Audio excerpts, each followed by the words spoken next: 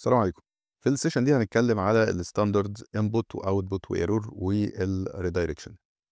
احنا فهمنا الكونسبت الخاص بان اي حاجه لينكس بيتعامل معاها هي عباره عن فايل، واتعاملنا بالفعل مع فايلز. عايزين بس نزود معلومه ان لما اي بروسيس بتتعامل مع فايل فالفايل ده بيتخصص له رقم اسمه فايل ديسكريبتور، واختصارا اسمه اف دي. هتشوف الاختصار ده كتير فخليك فاكره. الفايل ديسكريبتور ده بيبقى يونيك على مستوى البروسيس فقط، مش على مستوى السيستم. يعني البروسيس اللي فاتحة فايل واحد مثلا هياخد رقم 3، بروسيس تانية فاتحة فايل تاني مختلف برضه هياخد رقم 3. في البروسيس الواحدة لو في إمكانية إن نفس الملف يبقى مفتوح أكتر من مرة، فكل مرة مفتوح فيها هياخد فايل ديسكريبتور مختلف. والكلام ده واضح قدامك دلوقتي على الشاشة، تقدر تعمل بوز وتاخد بالك منه كويس. لما البروسيس بتقفل الرقم ده بيتمسح من الميموري. الفايل ديسكريبتور مختلف عن رقم تاني يخص الفايلز اسمه الاي نود اندكس. ده بقى رقم ثابت لكل فايل وملوش علاقة بإذا كان مفتوح على بروسيس ولا مقفول. الاينود اندكس ده ممكن تشوفه عن طريق استخدام الكوماند ده ls، بس هنديله بارامتر داش اي، فهيطلع لك اسم الفايل وقدامه الاندكس بتاعه.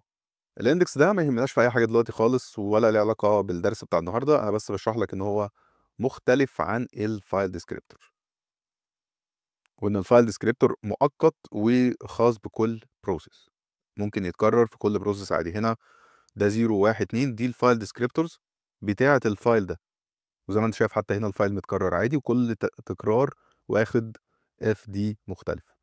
في بروسيس اخرى في فايل ديسكريبتورز هي 0 1 و2 موجوده برضو لفايلز تانية بقى. زي ما انت شايف احنا عاملين اصلا ليست للفايلز اللي موجوده في الدايركتوري اللي هو اسمه اف دي، اللي جوه الرقم ده اللي جوه بروك اللي هو البروسيس. ايه الرقم ده اصلا 317 501 ده؟ ده البروسيس اي دي. اي بروسيس شغاله على لينكس بتاخد اي دي، او على اي اوبريتنج سيستم عموما يعني. انا جبت البروسيس اي دي ده منين؟ والله في كوماند احنا هنتكلم على تفاصيله في سيشن قادمه، لكن هو بي اس داش اي يو اكس، احنا بنكتبه كده على طول. في فورمز مختلفه بس ده الفورم الاكثر استخداما. بيجيب لك كل البروسيسز اللي مفتوحه والكوماند اللي هي مفتوحه بيه، لان اي بروسيس اكيد طالما مفتوحه يبقى في كوماند هي بترنه، وشغاله في انهي تيرمينال. والبي اي دي ده البروسيس اي دي. كل الاي ديز دي ليها دايركتوري في بروك. تمام. نرجع للفايل ديسكريبتور. اي بروسيس هتتفتح في لينكس بيتعمل لها 3 فايل ديسكريبتورز باي ديفولت، 0 وال1 وال2. دول هتلاقيهم اساسي في اي بروسيس. هنا في 0 1 و2، هنا في 0 1 و2. غالبا هتلاقيهم مرتبطين بالفايل اللي بيعبر عن التيرمينال اللي مشغله البروسيس. احنا كنا شفنا الشكل ده قبل كده div/bts/0، دي التيرمينال اللي احنا شغالين بيها دلوقتي. فالثري فايلز دول مرتبطين بالتيرمينال نفسها كلهم، وكلهم ملف واحد، يعني هو نفس الملف نفس التيرمينال مفتوحه في 0 و1 و2. طيب الفايل ديسكريبتورز دي بتستخدم في قراءه وكتابه الانبوتس والاوتبوتس والايرورز، وبيتقال عليها بشكل رسمي الستاندرد انبوت واوتبوت وايرور. واختصارا ممكن اكتب لك الشكل المختصر بتاعها: stdin و stdout و std error كده err. طيب ال stdin او الفايل ديسكريبتور 0 بيمثل المكان اللي البروسيس هتقرا منه الانبوت لو في انبوت. يعني لو في بروسيس مكتوب في الكود بتاعها انها تقرا انبوت من اليوزر، فالبروسيس في الحاله دي هتلسن على ستاندرد ان او الستاندرد انبوت اللي هو فايل ديسكريبتور رقم 0. الستاندرد اوتبوت او الاف دي 1 بيمثل المكان اللي البروسيس هتكتب فيه الاوتبوتس العاديه بتاعتها. لو عملنا ايكو مثلا فده كوماند بيطلع اوتبوت عاديه. لو احنا في التيرمينال مثلا فبشكل طبيعي الاوتبوت هتلاقيه اتكتب على التيرمينال، وده تم عن طريق ان البروسيس بتاعت الباش عملت سيستم كول طلبت فيه انها تكتب على الفايل رقم 1، عشان كده طلع عندنا على التيرمينال. زي ما احنا عملنا قبل كده تجربه وطلبنا نكتب على الباس ده على طول، ففعلا اتكتب. جوه بقى البروسيسز بينها وبين بعض بيستعملوا الفايل ديسكريبتور مش بيستعملوا الباس. طيب الستاندرد ايرور او الفايل ديسكريبتور 2 بيمثل المكان اللي البروسيس هتكتب فيه الايرورز. هي الايرورز برضه نوع من انواع الاوتبوت لكنها ايرورز مش اوتبوت عاديه وخلاص. طيب احنا حصل معانا وهيفضل يحصل معانا اننا نكتب كوماند لكن يطلع لنا ايرور.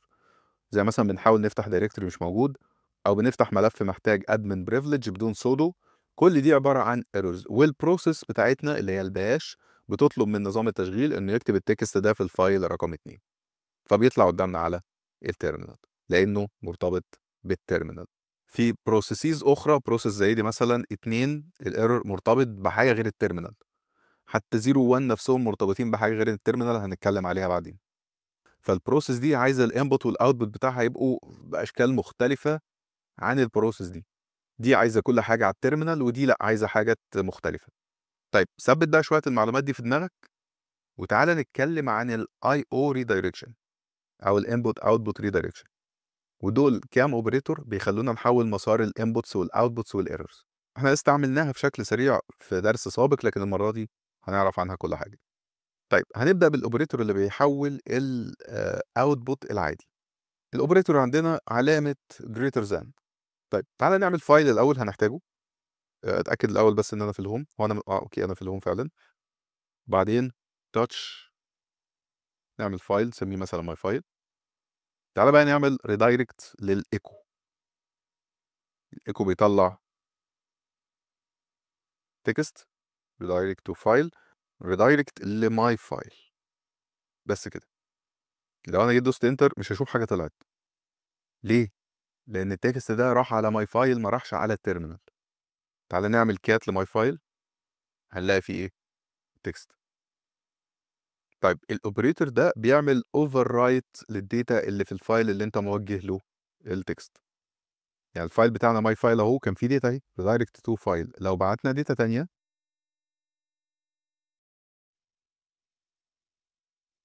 another data مثلًا وجينا عملنا cat للفايل هنلاقي فيه آخر حاجة بس. لو عايزين نredirect الdata بدون ما نمسح الdata اللي قبليها فهاستخدم operator تاني مشابه هو بالضبط لكن double. في الحالة دي هيعمل append للdata على الفايل. طيب تعالَ ننتقل على الinput redirect operators. ونبدأ بالless than أصغر من. هو ده استخدامه قليل بالنسبة لنا لأن أغلب الcommands اللي محتاجة input معين بنكتبه على طول بدون مشاكل. زي cat مثلًا بنكتب يعني cat محتاج file name فخُد my file أهو. تمام، لكن في بعض الcommands بتتوقع الinputs من الstandard input فقط. ما ينفعش نديها اسم file. طبيعة الcommand بتبقى كده، فبنلجأ لطريقة من الاتنين، يا إما الpipes ودي جربناها قبل كده، يا إما الinput redirect. command زي tr لو فاكر كنا استخدمناها قبل كده بالpipe. كنا بنعمل echo لأي data وبعدين نعمل pipe وبعدين نعمل الtr ونشوف بقى إحنا عايزين الفورمات اللي إحنا عايزين نعمله. ويشتغل. دي طريقته، ما لوش طريقة تانية. يعني لو جيت تدّي له الtext مش هيقبله. ما عندوش حاجة اسمها كده. تمام؟ فالحل إن إحنا نستخدم الinput redirect operator وندّي له اسم file.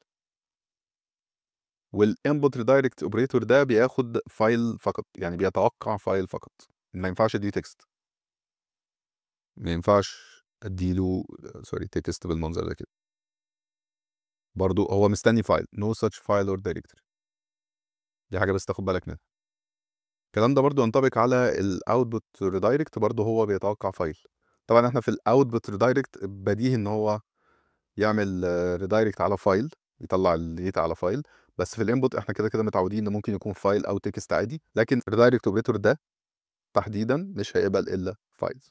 طيب في حالة كويسة نقدر نستخدم فيها الinput redirect مع الcommands اللي بتقبل الfiles بشكل عادي. يعني إحنا قُلنا tr أهو هو مش قابل الفايل بشكل طبيعي لازم أدّيه له بشكل عن طريق الredirect operator. في commands بقى لأ بتقبل عادي الfiles. بس لو استعملت الredirect operator بتاع الinputs الresults بتاعتها هتبقى clean عن لو استخدمنا الفايل بدون redirect. مثال عندنا command اسمه wc أو word count.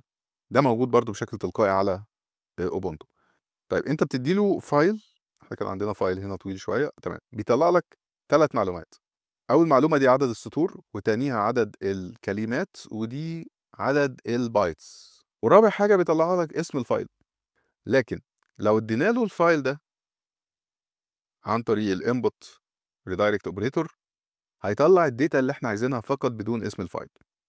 ففي الحالة دي بنقول ان الريزلتس بتاعت الكوماند بقت كلين. طبعا الكلام ده بيبقى مفيد اكتر لو بنكتب سكريبت والنتيجة دي هنعمل عليها شغل مثلا، او عايز اعرضها بشكل يعني بدون اي اضافات. وكمان الكوماند ده ممكن اطلب منه انه يعرض كلمات فقط، مثلا عدد الكلمات فقط، او عدد اللاينز فقط من غير الريدايركتس. المعلومة دي هتطلع ومعاها اسم الفايل. طيب ركز معايا بقى في اللي جاي، امسح الكلام ده خالص. في الاوبريتور اللي هو دبل ليس ذان، زي ما انا عندي دبل جريتر ذان في الاوتبوت، عندي برضو دبل ليس ذان للانبوت. بتاع الاوتبوت كان بيعمل ابند للتكست مش بيمسح التكست. ده بقى بيعمل ايه؟ ده بيعمل حاجة تانية خالص.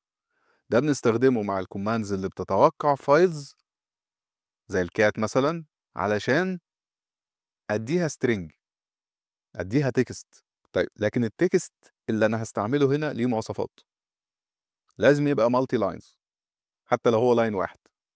هو هنا متوقع منك مالتي لاين، تمام. وعشان نعرف نكتبه كويس لازم نحدد حاجه اسمها ديليمتر. الديليمتر ده بيبقى مجموعه حروف او حرف انت ضامن ان هم مش هيتكرروا في النص، فبتكتب مره في بدايه النص ومره في نهايه النص. كوماند بيعرف منها كده ان النص خلص. تعال نجرب. هنكتب الديليمتر بتاعنا اي حاجه بمعنى اي حاجه، يعني ممكن تكتب اسمك.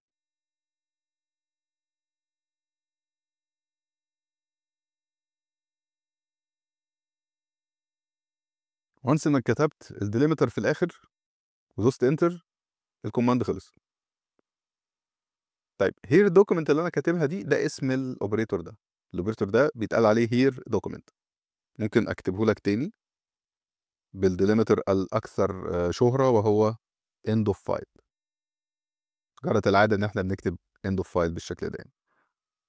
here document end of file. الاوبريتور ذكي بما فيه الكفاية انه لما يشوف الديليمتر في الاخر يعرف ان ده نهاية الكوماند، فلما بتدوس انتر بيكسكيوت.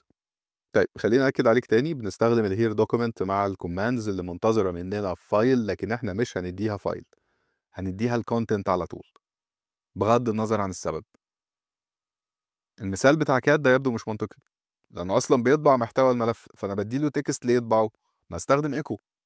طيب على الرغم من ان ايكو ممكن يطبع لنا المالتي لاينز تكست عادي، الا ان في بعض الحالات لو التكست كتير فهنلاقي ان التعامل مع كات افضل. على فكره احنا بنستخدم كات مع هير دوكيمنت عشان نبعت تكست في فايل، لان في حالات كتير هيبقى احسن من ايكو، وبنبعته بالطريقه دي. خلي بالك بقى عشان الطريقه هتبقى غريبه شويه. بنعمل كات عادي، والهير دوكيمنت اوبريتور، والديليمتر، وبعدين الاوتبوت ريدايركت، واسم الفايل. خلي بس هيبعت لي ماي فايل، وهكمل التكست بتاعي هنا عادي. تحس ان الحته دي اتحشرت في وسط التكست، بس الحقيقه لا، هي كوماند، يعني هي جزء من الكوماند. اصلا الاي او اف ده الديليمتر ده مش جزء من التكست بتاعك. التكست بتاعك اهو، ده اوله وده اخره. هنا بنحدد البدايه وهنا بنحدد النهايه، لازم تكون هي نفس البدايه. الديليمتر هو. عشان كده بنزود هنا عادي ان هو يريدايركت لماي فايل، مفيش مشاكل. طيب انا لو جيت اعمل كات لماي فايل، هلاقي فيه الداتا اللي انا بعتها. طيب الفرق بين الشكل ده وبين استخدام ايكو هيبان معاك اكتر وانت بتعمل نون انتراكتيف سكريبتس وبتحاول تكتب سترينج فيه فورماتس كتير. ايكو هتلاقيه شغال معاك عادي جدا، انت تعمل ايكو آه، حاجه زي كده مثلا. تمام، لو جينا نعمل كات لماي فايل مفيش اي مشاكل، يعني هي بعتنا داتا برضو بايكو. لكن في بعض الحالات ممكن تلاقي ان الكات بالطريقه دي افضل. انت هتستخدم الاتنين عادي، يعني انت بلاش دلوقتي تظن ان واحد افضل من التاني، بس انت حط المعلومه في دماغك. لو ايكو لقيته في مره مش بيسعفك انه يعمل لك اللي انت عايزه، فافتكر ان في عندنا كات بالطريقه الغريبه دي. بس الاهم من كده تفتكر ان احنا بنتكلم اصلا على الاوبريتور اللي اسمه هير دوكيمنت، اللي بيخلينا نكتب سترينج از انبوت للكوماند اللي متوقع فايل. طيب عندي اوبريتور اخوه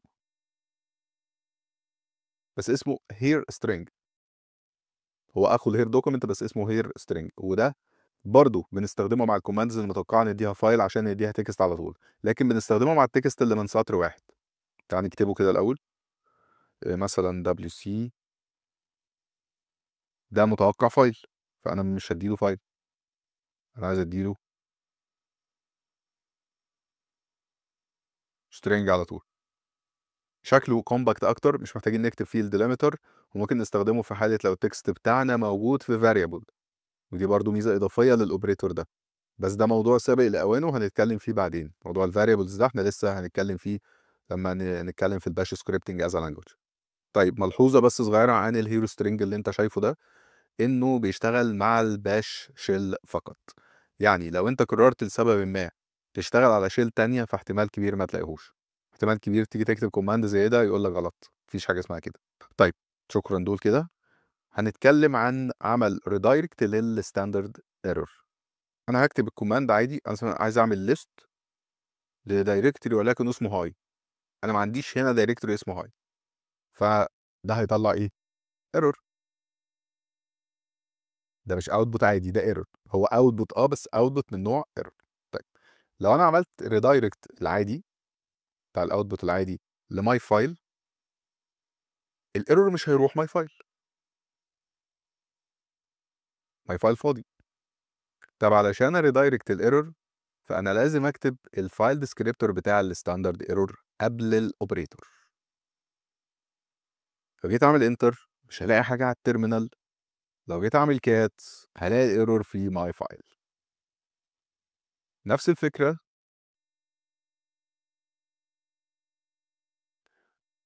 الاوبريتور ده بيعمل ترانكيت للفايل وبعدين يكتب فيه الداتا الجديده، مش بيعمل ابند. لو عايز اعمل ابند فهزود greater than. نفس الكلام اللي قلناه في الاوتبوت، لكن هنا بنقوله على الايرور. طيب ده كده يخلينا نتكلم على معلومه انت ممكن تكون خدت بالك منها، اننا في حاله الستاندرد انبوت والاوتبوت بنستخدم الاوبريتورز بدون ما نكتب الفايل ديسكريبتورز الخاصه بيهم اللي هم صفر وواحد. احنا ممكن نكتبهم بالمناسبه والكوماند هيشتغل بيهم زي من غيرهم بالظبط. تعالى مثلا نعمل less للهوم دايركتوري وده هيطلع داتا عاديه. انا عايز الاوتبوت العادي يبقى في ماي فايل. انا كتبت الايه الفايل ديسكريبتور بتاع الاوتبوت بتاع الستاندرد اوتبوت. فانا لما اجي اعمل كات لماي فايل هلاقي فيه الايه نتيجه الكوماند بشكل طبيعي. احنا لما ما بنكتبش الارقام ففي ديفولت.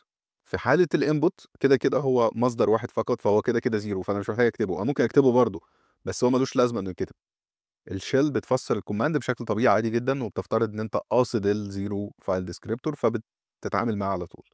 لكن في حاله الاوتبوت فقط هو انا عندي نوعين، الاوتبوت العادي والايرور. فلو ما كتبتش فالديفولت الاوتبوت العادي. لو انا عايز الايرور لازم بقى اكتبه، لازم اكتب اتنين. ده الوحيد اللي لازم يتكتب. طيب لو عايز اعمل ريدايركت للاوتبوت والايرور مع بعض في نفس الفايل، هاجي هنا وهضيف علامه الامبرس اند. ده الاوتبوت العادي ما فيهوش ايرور ولا حاجه. تعال نديله دايركتور احنا عارفينه مش موجود، برضو ما طلعش على التيرمينال وراح على الفايل. في شكل تاني بيقوم بنفس الغرض بس هو اطول شويه من ده، وهو ان انا بريدايركت الاول الاوتبوت العادي لماي فايل، وبعدين اريدايركت الايرور للفايل ديسكريبتور بتاع الاوتبوت العادي. حلزونه هي لفه. ريدايركت الاوتبوت العادي لماي فايل، وبعدين ريدايركت الايرور للمكان اللي الاوتبوت العادي بيروح له. علامه الامبرس اند بالمناسبه هي ليها اكتر من استخدام. يعني احنا ممكن نستخدمها مع اي كوماند في اخره كده لوحدها، دي علشان نخلي الكوماند يشتغل في الباك جراوند، واحنا هنبقى نشوف الموضوع ده بعدين يعني ايه نشتغل في الباك جراوند وما يطلعش حاجه على التيرمينال خالص. هنا انا بستخدمها كده ليه؟ اي ريدايركت اوبريتور ايا كان هو ايه، فهو بيتوقع ان يبقى بعديه فايل نيم. بس انا هنا مش هديله فايل نيم، انا هنا مديله الديسكريبتور. فعشان اقول له ان ده ديسكريبتور فبضيف الامبرس اند قبليه. نفس الكوماند ده انا ممكن اديله الفايل نيم. وهيبقى مفهوم أكتر، وهيبقى هو بالضبط، ما فيش أي مشاكل وهيشتغل صح وجدًا يعني، ما فيش أي حاجة. وأنا شخصيًا بافضّل الform ده عن الform ده. طيب خلّيني أنا عايز أمسح وأعرض لك ال3 قدّام بعض كده، ده وده وده. طبعًا أنا عايز أقول لك إن الكلام ده كلّه ينطبق على الsingle greater than والdouble greater than، في حالة إن أنا بافضّي الفايل خالص أو إن أنا باعمل append على الفايل. هي بالضبط. اكتب نفس الكلام ده بس زوّد عليه خلّيه double greater than. الشكل الأولاني ده خاص بالbash shell فقط، مش مضمون إنه يشتغل على أي shell تانية. إنما الشكل ده وده هم دول الأساسي في أي shell أيًا كانت. الموضوع ده ما تخلّوش يقلقك أوي، لإن إحنا الطبيعي إن إحنا بنشتغل في باش. باش هي الdefault في أغلب التوزيعات. لكن في توزيعات تانية ما بتحبش الباش، شغالين بحاجة تانية، فأوكي ما عندهمش الoption ده، فبيشتغلوا بالoption ده، أو الoption المقروء بشكل أفضل زي ده. فكل ده تمام، ما فيش أي مشاكل. إحنا بنعرف الشكلين وخلاص، وشوف بقى أنت بتشتغل بإيه واشتغل بيه عادي. وطبعًا الشكل ده الجميل اللي في الآخر ده، ده معناه ضمنيًا إن أنا ممكن أودّي الoutput العادي في فايل والerror أودّيه في فايل تاني، وأي اسم فايل هتكتبه هنا لو مش موجود هيتعمل. وتخلّي بالك بقى في الحتّة دي، لو أنت عايز فايل معيّن وعندك كاتب اسمه مثلًا، ماشي، وأنا عايز أعمل append، تاخد بالك إنك كاتب اسم الفايل صح، لإنه لو مكتوب غلط هيتعمل غلط وهيتبعت له data. فده command بيبعت الerror في فايل والoutput العادي في فايل. خلّينا نجرّب العادي. هنا أصلًا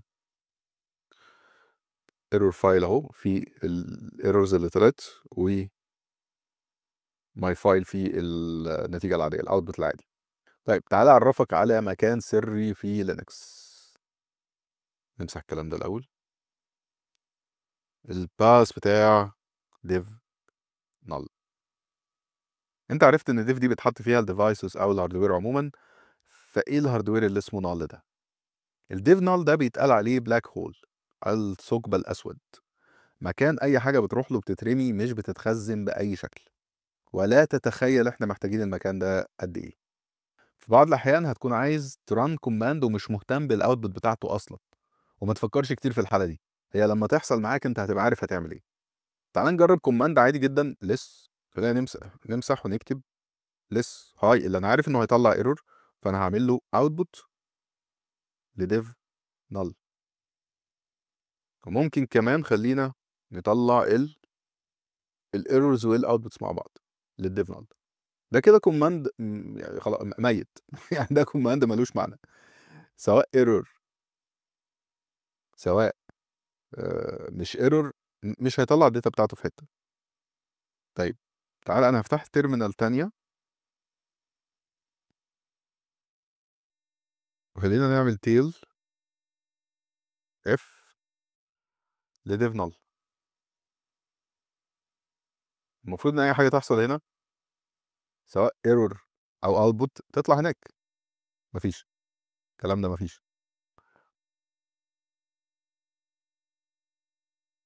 tail f